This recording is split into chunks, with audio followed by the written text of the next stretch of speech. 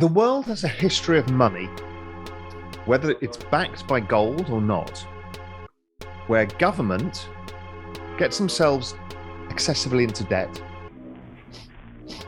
and they devalue the money. So the Romans used to clip the edge off the coins so there was less gold in each coin.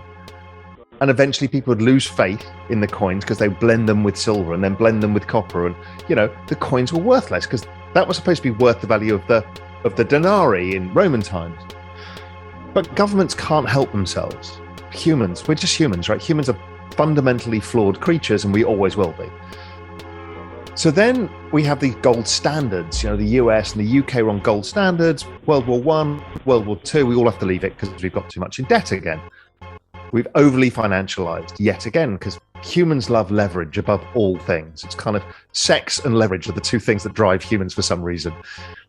Then we adopt a new system, which has been around before, but it keeps getting abandoned, called fiat money. Fiat money is money not backed by anything. It's backed by the promise of the central bank paying it. So that's the dollar bill that we all are familiar with, and every country in the world now adopted fiat currency. But as with everything, if you're really thirsty and I gave you a bottle of water or sold it to you, you'd probably pay me 10 times too much for that bottle of water. If I give you 1 million bottles of water, they're worth precisely zero to you.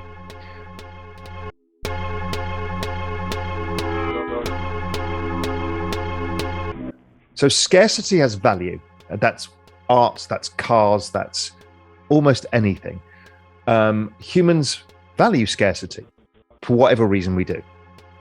And so if you're printing too much money, you're creating less scarcity. So yes, there's money everywhere, but the money has less value. So once you understand that, you say, well, what does it mean? The dollar hasn't collapsed. It's kind of where it was versus the euro in the last 5 years or whatever it is.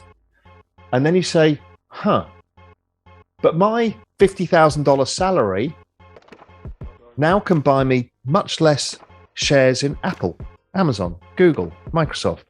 In fact, units of the S&P 500, right? I suddenly can't buy as much. Since 2008, it's a fraction. I can buy like a third of what I could. Same with real estate. Same with gold. And then you're like, assets have suddenly got expensive. They haven't. The value of your savings has gone down, or your money.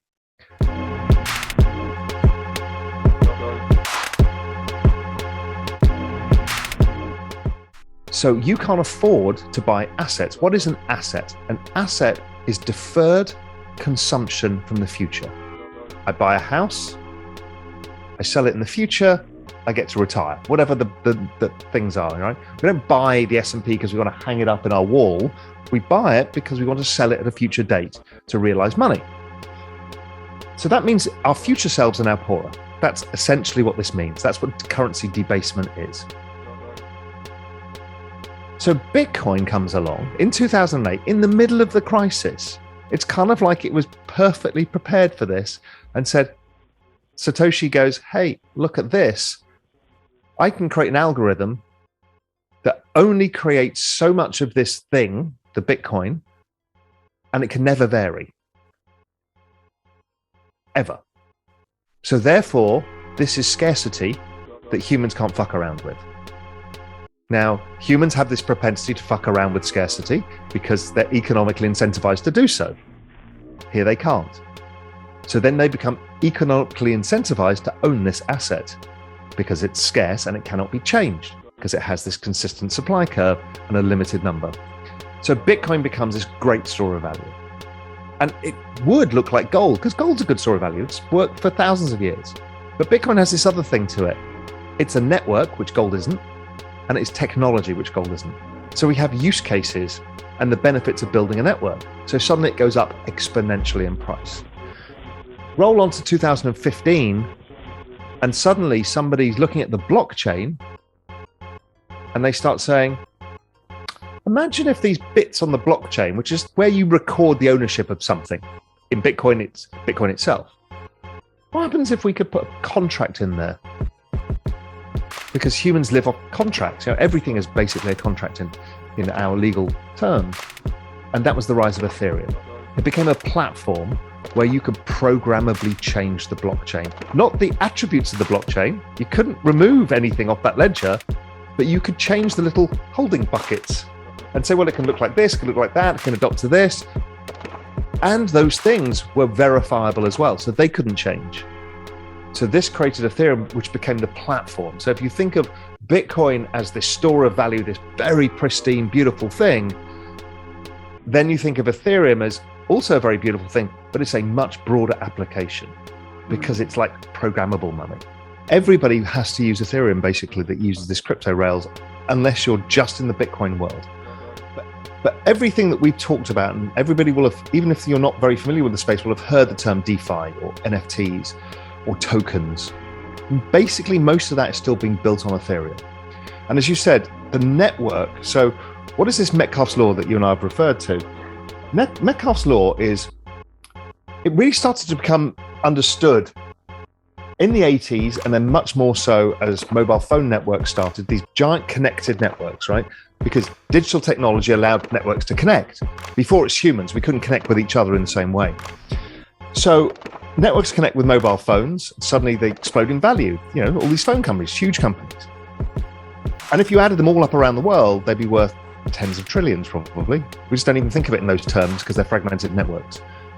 Then the internet comes along, this free network, and everybody builds on top of it, and they create network effects. Like the most classic example is Facebook. Facebook connects us with friends and family, and in exchange, they get your data, they sell you adverts, and they. So you've got a bunch of people using it, a bunch of businesses now building on it, and this advertising monetization structure. Shareholders get rich. You and I get to, unfortunately, meet somebody from university that we don't want to talk to, that we met 20 years ago, and we're now connected with again. You know, it's that. But the network that Ethereum and Bitcoin does is different. You're the owner of the network and the user. So as a user, like you said, with the NFT, you're actually owning a share of the network itself. So everybody uses it, owns a part of it. Therefore, if the network's going to get used a lot, you're all going to get rich. And the value of the network is going to go up massively. And the more people build interconnections, so the Metcalfe's law is not only just the number of nodes, i.e. the number of users, but how much they connect with each other. Well, you're seeing it because there's NFTs and there's DeFi and there's all of these applications, or the store of money aspect.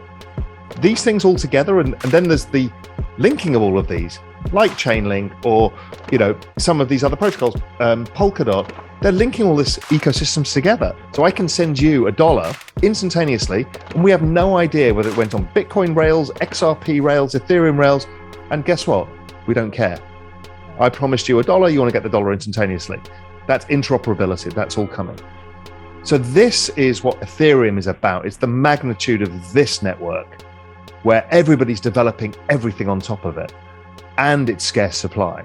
So it's seeing an even faster adoption rate than Bitcoin now, for the reasons that seem pretty clear, because it has more use cases than currently the Bitcoin blockchain does.